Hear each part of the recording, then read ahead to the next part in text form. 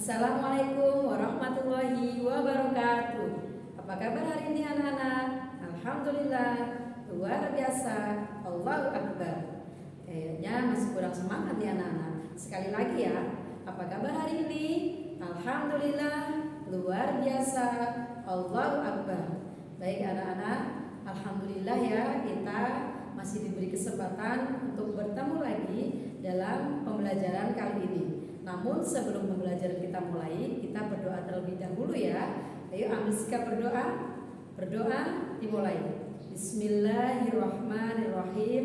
Rabbi zidni ilma warzuqni fahma. Amin. Doa selesai. Bagaimana anak-anak? Sudah siap semua untuk mengikuti pelajaran hari ini? Apakah bukunya semua sudah siap? Alat tulisnya sudah siap? Kalau sudah siap, Bu Guru mau kita menyanyi terlebih dahulu supaya kita lebih bersemangat untuk mengikuti pelajaran hari ini. Kita menyanyikan lagu Profil Pelajar Pancasila ya. 1, 2, 3. Sambil tepuk tangan ya anak-anak ya.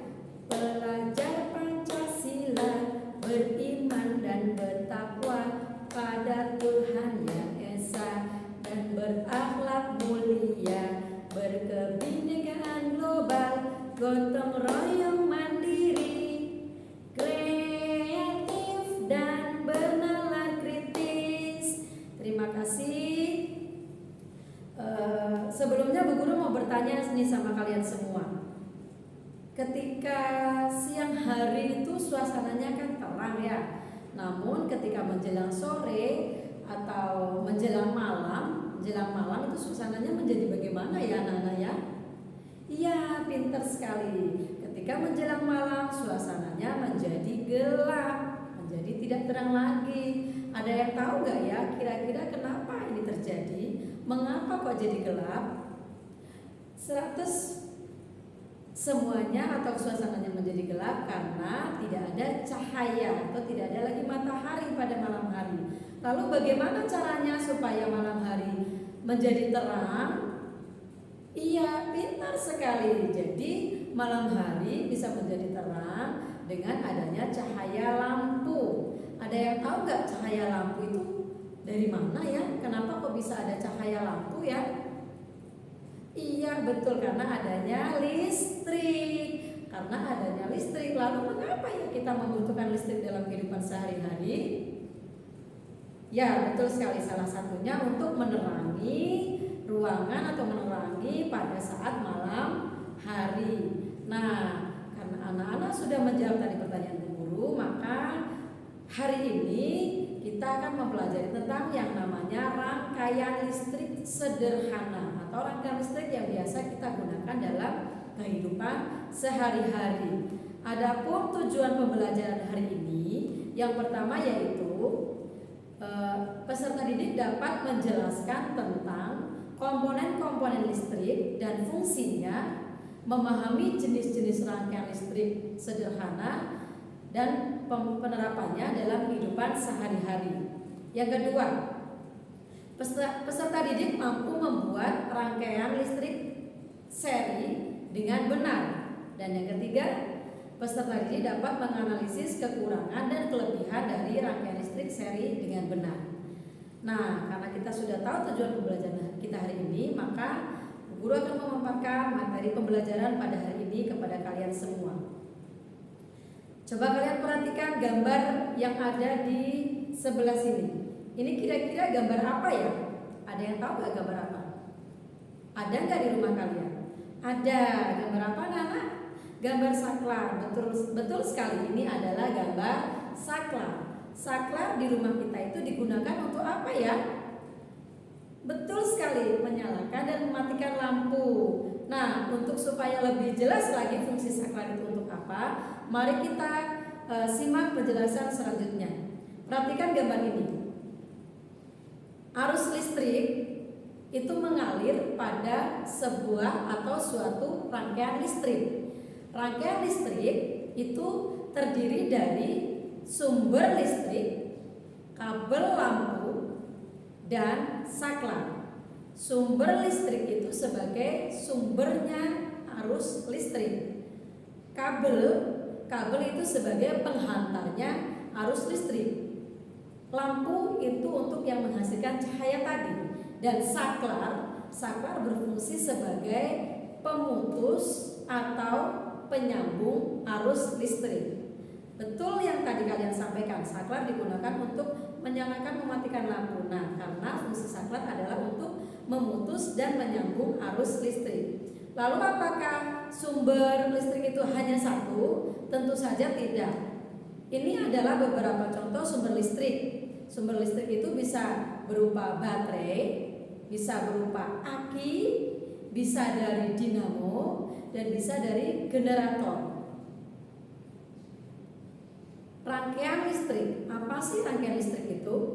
Rangkaian listrik itu dibedakan menjadi dua, yaitu ada rangkaian terbuka dan ada rangkaian tertutup. Rangkaian terbuka adalah rangkaian yang saklarnya tidak terhubung, anak-anak. Jadi kalau ada rangkaian yang saklarnya tidak terhubung, itu namanya rangkaian terbuka. Sedangkan rangkaian tertutup itu adalah rangkaian yang saklarnya terhubung sehingga arus listriknya mengalir. Kalau pada rangkaian listrik terbuka, itu arus listriknya tidak mengalir.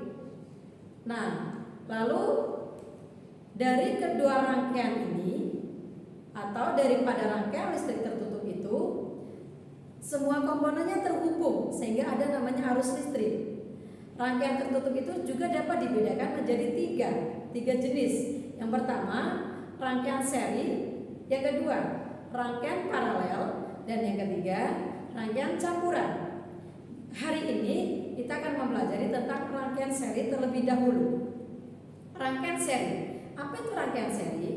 Rangkaian seri adalah rangkaian yang disusun secara seri dan tidak bercabang aliran listriknya. Artinya rangkaian ini disusun secara berurutan. Gambarnya bisa kalian lihat pada gambar di samping. Itu adalah contoh rangkaian seri. Atau Bu Guru bisa perlihatkan kalian, ini papan. Ini namanya papan rangkaian seri. Ini ada baterai 2 sebagai sumber tegangan, ada kabel sebagai penghantar, ada saklar yang berfungsi sebagai membuka dan menutup arus listrik, ada lampu. Ini adalah rangkaian seri, rangkaian yang disusun secara berurutan. Ini kabelnya berurutan dari sumber tegangan ke saklar, ke lampu, kembali ke sumber tegangan. Ciri-ciri rangkaian seri. Apa sih ciri-ciri rangkaian seri? Yang pertama, hanya memiliki satu aliran listrik saja. Ini, hanya satu aliran listrik saja. Yang kedua, membutuhkan sedikit komponen listrik sehingga biaya yang dibutuhkan untuk membuat rangkaian seri lebih sedikit. Karena tadi hanya memiliki satu rangkaian atau satu aliran, maka komponen yang dibutuhkan juga lebih sedikit.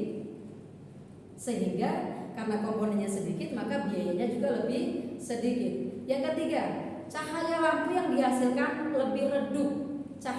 Cahayanya lebih redup karena rangkaiannya hanya satu arah saja atau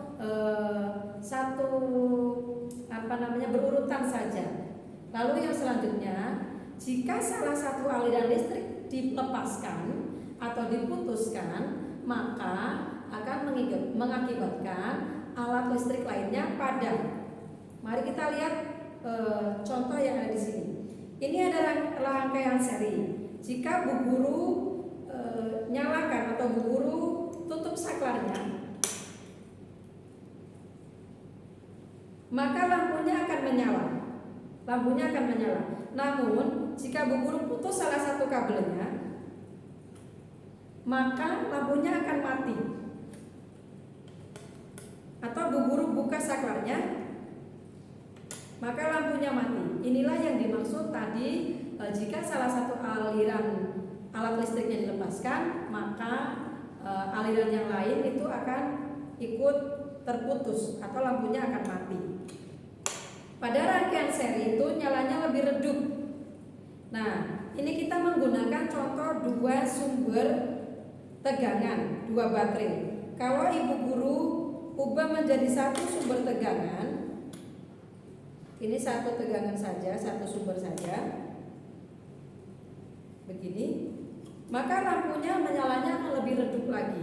Jadi semakin tinggi atau semakin besar tegangan tegangan yang diberikan, maka menyala lampunya juga akan semakin terang. Ini adalah contoh rangkaian listrik seri. Lalu rangkaian listrik seri ini digunakan pada apa? Di mana? Untuk apa kita gunakan dalam kehidupan sehari-hari rangkaian seri ini? Yang pertama contohnya pada baterai atau pada senter satu baterai, senter satu lampu, senter satu lampu. Dalam senter satu lampu ini yang disusun secara seri adalah baterainya yang disusun secara seri. Namun contoh yang kedua pada lampu hias. Kalau pada lampu hias itu yang disusun secara seri adalah lampunya. Apakah anak-anak bisa menyebutkan contoh yang lain? Iya, pintar sekali. Lampu atau rangkaian lampu yang ada di kelas. Rangkaian lampu yang ada di kelas atau di suatu ruangan, ketika satu saklar dinyalakan, 3 lampu menyala, itu berarti lampunya disusun secara seri. Pintar sekali anak-anak. Namun jika satu saklar untuk satu lampu itu berarti bukan disusun secara seri. Sampai di sini pasti kalian sudah paham ya tentang apa itu rangkaian listrik dan apa itu rangkaian seri. Nah, untuk lebih paham lagi, coba kalian lihat atau kalian perhatikan gambar ini. Ini adalah contoh gambar rangkaian seri. Pada rangkaian tersebut, kedua lampu disusun secara seri. Jika lampu L1 padam, apa yang terjadi pada lampu L2, Nana? Betul sekali, lampu L2 akan ikut padam. Kenapa demikian? Iya, karena arus listriknya terputus sehingga lampu L2 itu menjadi padam. Kita kembali mengingat tadi ciri-ciri lampu atau ciri-ciri rangkaian seri adalah jika salah satu alat listriknya diputus, maka aliran yang lain itu juga akan ikut terputus. Sampai di sini penjelasan Ibu Guru, apakah sudah paham anak-anak? Bisa dipahami penjelasan Ibu Guru? Jika sudah bisa dipahami, terima kasih. Sekian penjelasan Ibu Guru. Mudah-mudahan kalian selalu sehat dan terus semangat dalam belajar. Sekian dari Ibu Guru. Apabila ada salah-salah kata dari Ibu Guru mohon maaf. Terima kasih. Wassalamualaikum warahmatullahi wabarakatuh.